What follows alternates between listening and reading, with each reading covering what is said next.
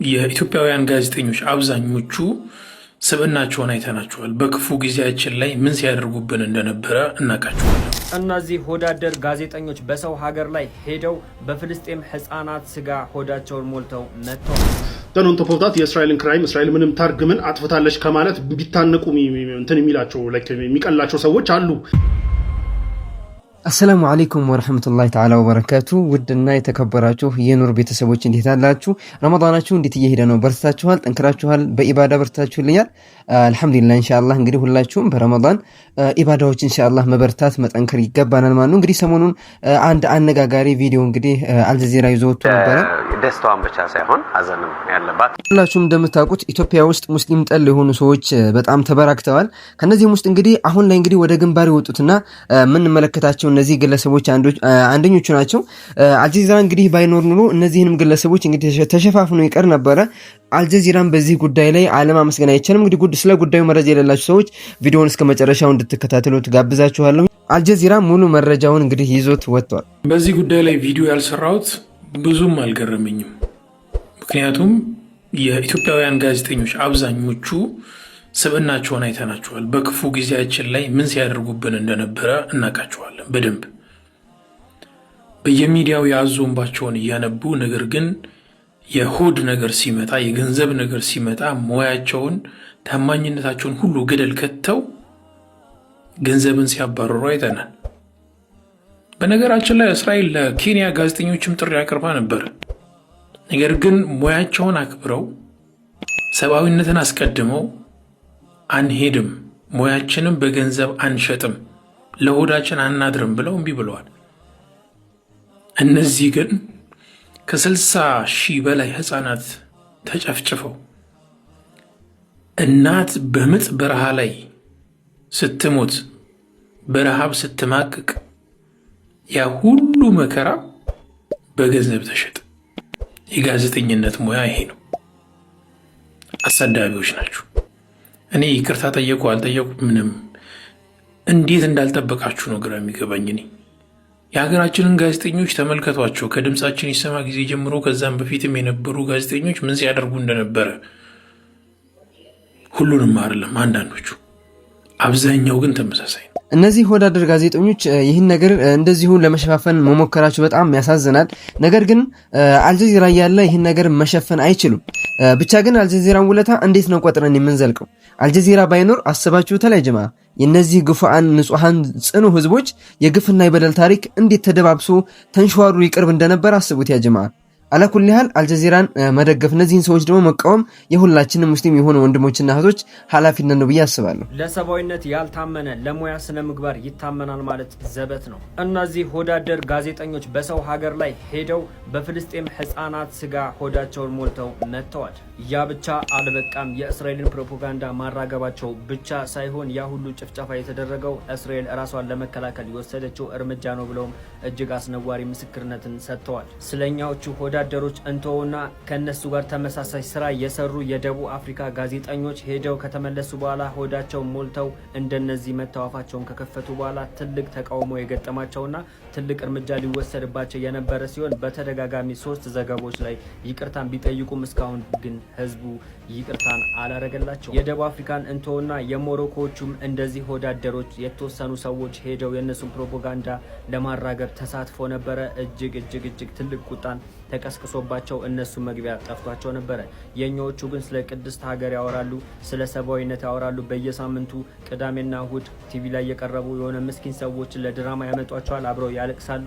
ያ ሁሉ ድራማ አልበቃ ብለው አሁን ግን በንጹሃን በዛ ሁሉ ህዝቦች ላይ እየነገዱ ይገኛሉ። ለሆዳቸውም አድረዋል፣ ህሊናቸውን ደግሞ ሽጠዋል። እኛ ህዝቦች ነን፣ እነሱ ደግሞ ጋዜጠኞች። ስለዚህ ሁኔታውን አይተን የምንመለስበት ይሆናል። ሀሳባችሁን ሁላችሁም ኮሜንት ላይ አስቀምጡ። በደንብ ግን ሼር፣ ኮፒ ሊንክ፣ ሪፖስት እያደረጋችሁ አዳርሱት። አልጀዚራ ለዓለም እንግዲህ ለንጹሃን ድምጽ በመሆን በጣም እየታወቀ ነው ያለው። በመቶዎች የሚቆጠሩ ጋዜጠኞችን ገብሮ ማለት ነው ያ ጀማዓ። እንግዲህ ጋዜጠኞች ህይወታቸውን እንደ ወታደር ሰጥተው እያንዳንዷን ግፍና ክስተት ለዓለም ማሳየት ችሏል። በዚህም እንግዲህ ህሊና ያላቸው ሰዎች እንግዲህ በተለይ ደግሞ ምዕራባውያን ያሉ ሰዎች ለፍልስጤማውያን ድምጽ እንዲሆኑ አስችሏል አልጀዚራን። እንግዲህ ኳታርን ማመስገን ግዴታችን ነው በዚህ አጋጣሚ ያ ጀማዓ። ኦልራይት አልጀዚራ የሰራውን ሊስኒንግ ፖስት የሚለውን ፕሮግራም አየሁት። ኢንቨስቲጌቲቭ ጆርናሊዝም ተጠቅሞ የሰራውን ፕሮግራም ብቻ አየሁትና ያው መጀመሪያ ሊየው ብዬ ነው። ኤኒዌይ ምንድነው እስራኤል እንግዲህ እየሰራች በገዛ ወር እየሰራች በነበረችው ወንጀል የተነሳ እንግዲህ ዓለም ላይ ስሟ መጥፋቱን ተከትሎ ወደ አፍሪካ ፊቷን አዙራ የአፍሪካ ጋዜጠኞችን ስፖንሰር በማድረግ ወደ ሀገሯ ወስዳ የእሷን ፕሮፓጋንዳ እንዲነዙላት ሙከራ ማድረጓን ነውና የሌሎች አፍሪካ ሀገራት ጋዜጠኞች ግን ነው እኛ ክብራችንን ለሆዳችን አሳልፈን አንሸጥም ማለታቸውን ተከትሎ የኛዎቹ እንደሄዱና እየተካሄደ የነበረውን ጄኖሳይድ ኮምፕሊትሊ ዋይት ዋሽ እንዳደረጉ ዋይት ዋሽ አድርገው ያው ፕሮፓጋንዳ ሊነዙ እንደሞከሩ ነው የሚያሳየውና ምን እንደሚገርመው ነው አሁን ለምን የተገረማችሁት ምን ጉድ ምናምን የሚያስብል ነገር አለው ወይ ነው ይሄ ፕሮግራም ቢኮዝ መናቃቸው ሰዎች ናቸው የሚታወቁ ናቸው አመለካከታቸው የሚታወቅ ሰዎች ናቸው ምንድነው አዲስ ነገር አንደኛ እዚህ ሀገር ላይ ያለውን አመለካከት እናውቀዋለን ፌር የሆኑ ሰዎች እንዳሉ ሁሉ የሆነ ኢማጂነሪ የእስራኤል አምላክ የሚባል ጀለስ አለ ለእስራኤል ብቻ የሚያገለግል ሌላው ሂዩማኒቲ የተቀረው ሂዩማኒቲ ስንት ቢሊዮኑ በሙሉ ትርጉም የሌለው አድርገው የሚያስቡ ሰዎች አሉ ኦን ቶፕ ኦፍ ዳት የእስራኤልን ክራይም እስራኤል ምንም ታርግምን አጥፍታለች ከማለት ቢታነቁ እንትን የሚላቸው የሚቀላቸው ሰዎች አሉ የእስራኤልን ክራይም እንትን ለማድረግ ምንድነው ዲናይ ለማድረግ የሚጋጋጡ ሰዎች አሉ ምናቃቸው ናቸው አዲስ ነገር አይደለም ልላችሁ ነው ምንድነው ያስገረማችሁ እኔ ገረመኝ በእናንተ መገረም ነው እንጂ በእነዚህ ሰዎች አይደለም እነዚህ ሰዎች ውስጥ ለምሳሌ ኮምፕሊት የሆነ ፎቢያ የአንድ እምነት ጥላቻ ያለባቸው ሰዎች አሉ በተደጋጋሚ ነጥብ እየጣሉ ሲያሳዩ የነበሩ ለምሳሌ ኢትዮጵያውያን ሙስሊሞች ግድቡን አይደግፉም የግብጽ ተላላኪዎች ናቸው የሚለውን የወረደ ፕሮፓጋንዳ ለመንዛት እንደ አይነት ነገር ፍሬም ለማድረግ ኢንተርቪው ላይ ሁሉ እስከ መጠየቅ የደረሱ አሉ ለምሳሌ ሙስሊሞችን ኢንተርቪው ላይ ግድቡን አትደግፉም ለግብጽ ነው የምትላላኩት ብለው አውጥተው እንኳን እስከ መጠየቅ የደረሱ እስላሞፎቦች አሉ እዛ ውስጥ ማለት ነው እንዴ አመለካከት ያላቸውና ምናቀቸው ሰዎች ናቸው አዲስ አይደለም የሆነ ምን ጠብቀው ሰው ሂዶ ቢሆን ነው እሱም ሄደ ምናምን ብለን እንገረም የሚገባው ኦን ቶፕ ኦፍ ዳት እነሱ ሄደው የሚሰሩት ፕሮፓጋንዳ በምን መልኩ ሊጠቅማት እንደሚችል እስራኤልን አላቅም አይጠቅማትምም ያው የሚሆኑ አይደሉም ሰዎቹ ፈርስት ኦፍ ኦል የሚሆኑም አይደሉም ያን ያህል ተጽዕኖ ያላቸውም ሰዎች አይደሉም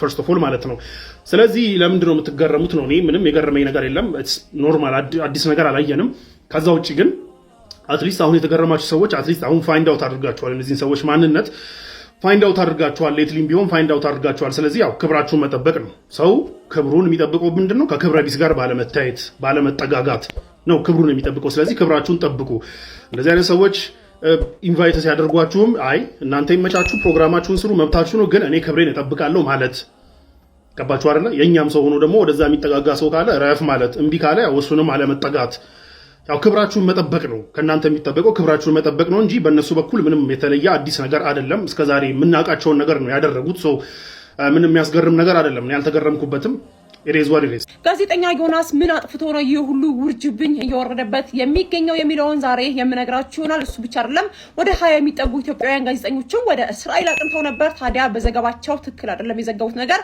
እነዚህ ጋዜጠኞች ሆዳደሮች ናቸው እየተባለ እንግዲህ ሰሞኑን በተለያዩ ሶሻል ሚዲያ ላይ የተለያዩ ውዝግቦች ተፈጥሯል ምንድነው የተፈጠረው የተወሰነውን ላጋራችሁ እንግዲህ አልጀዚራ ሊስኒንግ ፖስት በተሰኘ ፕሮግራሙ ባደረገው ምርመራ እስራኤል በጋዛ እየፈጸመችው ያለው የዘር ፍጆታ ገጽታ ለመቀየር 20 ኢትዮጵያውያን ጋዜጠኞች ጨምሮ ከተለያዩ የአፍሪካ ሀገራት የተውጣጡ የሚዲያ ባለሙያዎች ወጪ በመሸፈን አሳሳይ ዘገባዎች እንዲሰሩ ማድረጓም እንግዲህ አጋልጧል ከ10 የኢትዮጵያ መገናኛ ብዙሃን የተውጣጡ 20 ጋዜጠኞች በጉዞ ላይም ተካፍለዋል ታዲያ ጋዜጠኞቹ ባዘጋጃቸው ፕሮግራሞች ላይም የፍልስጤማውያን ድምጽ ያላካተቱ የጉዳቱ መጠን ያላነሱና ፍልስጤማዊ የሚባል ህዝብ እንደሌለ የሚያስመስሉ ይዘቶችን ማሰራጨታቸው ነው የተጠቀሰው ጉዞ በእስራኤል መንግስትና ለእስራኤል ቅርበት ባላቸው ተቋማት እንደ ደቡብ አፍሪካ አይሁድ ቦርድ የተመራው ወጪ ተሸፈነ ቢሆንም አብዛኞቹ ጋዜጠኞች ግን የገንዘብ ምንጩ ሳይገልጹም ቀርተዋል ጋዜጠኛ ዘካሪያስ ዘላለምና እንዲሁም ደግሞ የዘርፉ ባለሙያዎች ድርጊቱን የጋዜጠኝነት የስነ ምግባር ደንብ ጥሰትና እውነታ የሚደባብስ ሙከራ ሲሉ ነቅፈውታል ከኢትዮጵያውያን በተጨማሪ ከኬንያ ሩዋንዳ ሴኔጋልና ደቡብ አፍሪካ የሚዲያ ባለሙያዎች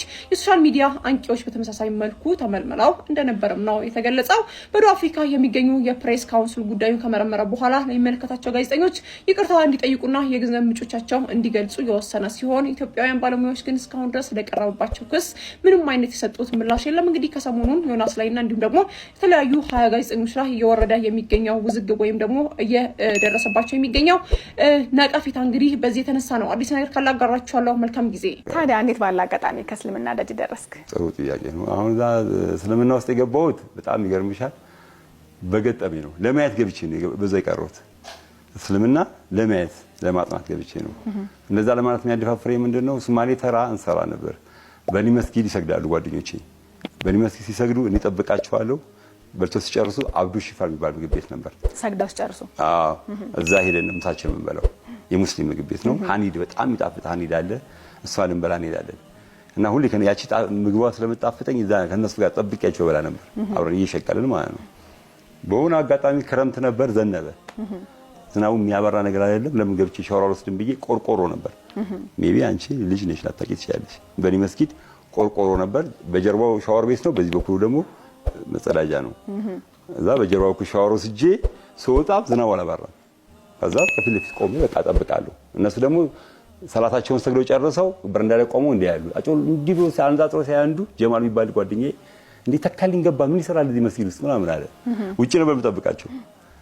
ከዛው ና በቃ ና ብሎ ጠሩኝ ማለት ነው። ስደርስ ና አልመጣም አልኳቸው። ና ምናምን ትጠለልና ሲያበራ አብረን እንወጣለን አሉኝ። እሺ ብዬ ገባሁ። ስገባ ደግሞ ሼህ ወለየ ናቸው እዛ ቁርአን ተፍሲር የሚናገሩ ወለየ ያሉ እዛ በኒ መስጊድ አሁንም አሉ። እስቲ ቅርብ ጊዜ አይቻቸዋለሁ። እሳቸው ነበሩ። እኛ መሀል ዝም ብለህ የመጣ የተቀላቀልክ ግለሰብ አለ ለምንድን ነው የመጣው አሉ። እንዲህ እያሉ ተፍሲር ምናምን እየቀሩ ተከቧቸው ተፍሲር ምናምን ይመልሳሉ። ያው ተፍሲር መሆኑን ማውቀው ነው ግን የቁርአን ይቀርብላችኋል። እሳቸው ባናቱ በአማርኛ ይተረጉማሉ እና ሲሉ ከዛ ጠንቋዮች ናቸው እንዴ ምን አይነት ቤት ውስጥ ነው የገባሁት ብዬ አስራስምና ነገሮች ምንም አላውቅም። ከዛው እንደዚህ ሳይ ምንም ሰው የለም። እኔ ሰው በምን አወቁ? ደንግጬ እኔ ነኝ አልኩኝ። ምን ነገር ቢያረጉኝ ሲፈሪቼ እኔ ነኝ አልኳቸው እና ለምን መጣህ? ልጠለል ዝናብ ነው ልጠለል ነው። በጣም ደንግጫለሁ። ከንፈሬ እንዲልበተበታል ልጠለል ነው። ከዛው በጣም ስንቀጠቀጥ ሳይ ጓደኛዬ ብቅ ብሎ አየና ምን ነው በላቸው አለኝ። ዋዶ በላቸው መስለም ትፈልጋለህ አሉ። ግን አይቼ ለመውጣት ከሆነ እገባለሁ አልኳቸው። እሰልማለሁ አይቼ ለመውጣት መብት ነው። እስር ቤት እኮ አይደለም የምትገባው። እምነታችን ገር ነው። እምነታችን መብት ነው አስከባሪ እንጂ የሰው መብት እንትን ደፍጣጭ አይደለም። ግባና ውጣ መውጣት ትችላለህ። የሚቻል ከሆነ እሺ አልኳቸው። ከዛ እሺ እንደዚህ ቁጭ ብላሉኝ እዛው አስቀመጡኝ። እኔ ምንም ፕሮግራምም እቅድም የለኝም። ሌላው ጊዜ ለበላን ሄድኩት። ዝናቡ ነው ለዚህ ዳረገኝ። እሺ ብዬ ገባሁ። አሽሀዱ አላ ኢላሀ ኢለላህ አሽሀዱ አነ ሙሐመድ ረሱሉላህ ብላሉኝ አሉኝ። ካልኩኝ ስም ማን ይባላል አሉኝ ወዲያው።